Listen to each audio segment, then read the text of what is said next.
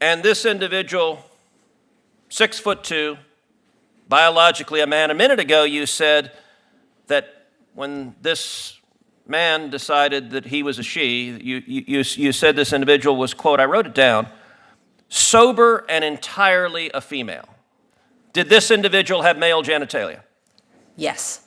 So you took a 6'2" serial rapist, serial child rapist with male genitalia, and he said, you know, I'd like to be in a women's prison. And your answer was, that sounds great to me. Let me ask you something. The other women in that prison, do they have any rights? Is that a question you're Yes, asking me? the other women in that prison, do they have any rights? Of course. Do they have the right not to have a 6'2" man who is a repeat serial rapist put in as their cellmate? Senator Ted Cruz unleashes a blistering takedown on a radical Democrat judicial nominee after she greenlit housing a 6'2" serial child rapist with male genitalia in a women's prison.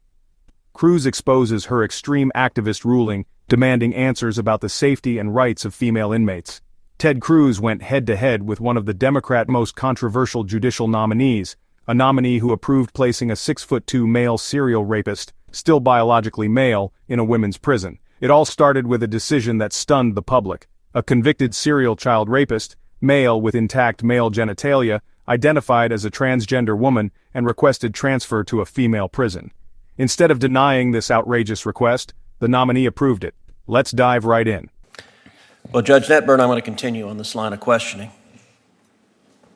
In your court, what matters more, the rights of individuals or your political ideology? I apply the law to the facts. I asked a question, which matters more? Well, my political ideology doesn't matter at all. Okay, so I don't believe you. And I think this case demonstrates that you are willing to subjugate the rights of individuals to satisfy your political ideology. And this individual, 6'2", biologically a man. A minute ago, you said that when this man decided that he was a she, you said this individual was, quote, I wrote it down, sober and entirely a female. That phrase struck me as remarkable. Did this individual have male genitalia? I think what I said, or at least what that is a verbatim quote, entirely a female. Sorry, what I meant to say was hormonally a female. Okay, but that's not entirely. Did this individual have male genitalia? Yes.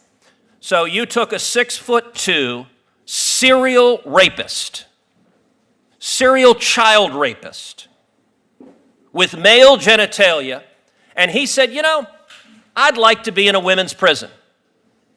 And your answer was, that sounds great to me. Let me ask you something. The other women in that prison, do they have any rights?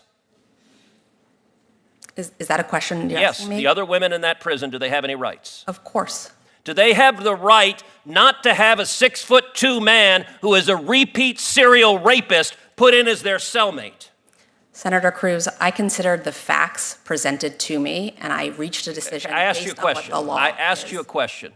Do they have a right not to have a 6'2" man who is a serial rapist put in as their cellmate? Do those women have a right to that? Every person who's incarcerated has the right to be safe in their space. But you didn't think so. You didn't think so. And in fact, I'm going to give some quotes from your order because Senator Kennedy is right. This is not a judge's order. This is a political activist. By the way, the beginning of your order says, at birth, people are typically assigned a gender.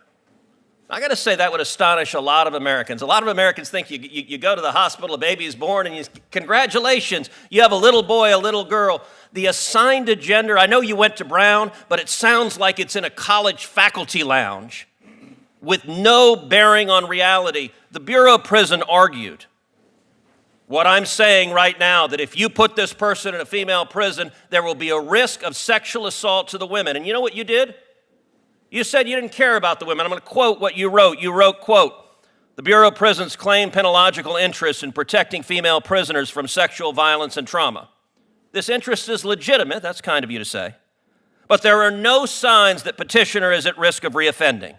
The record is devoid of evidence of incidents of violence or assault during petitioner's incarceration when she was the perpetrator, only the victim. A theoretical risk of sexual assault by the prisoner without more cannot support the BOP's position. No evidence, theoretical. Have you dealt, in what universe is someone who is a serial repeat child rapist not at a risk of reoffending? Senator Ted Cruz didn't just expose a nominee's flawed judgment. He delivered a searing defense of common sense, public safety, and the rights of women behind bars. In an era where radical ideology often replaces reason, Cruz stood firm on principle.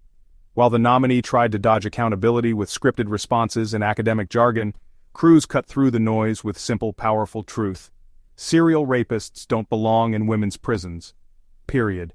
He spoke for every concerned parent, every vulnerable inmate, and every American who still believes that the law should protect the innocent, not enable the dangerous. In standing up to this radical nominee, Ted Cruz reminded the nation why courage still matters in the Senate. He defended reality, he defended women, and he showed once again that when the stakes are highest, he doesn't flinch. He fights. That's leadership. That's Ted Cruz. Ted Cruz didn't just ask tough questions. He spoke truth to radical power. He made it clear that America's daughters, mothers, and sisters deserve better than judges who play politics with their safety. This wasn't just a hearing. It was a moral line in the sand. Subscribe now for more powerful moments like this, because the fight for sanity, justice, and real accountability is far from over.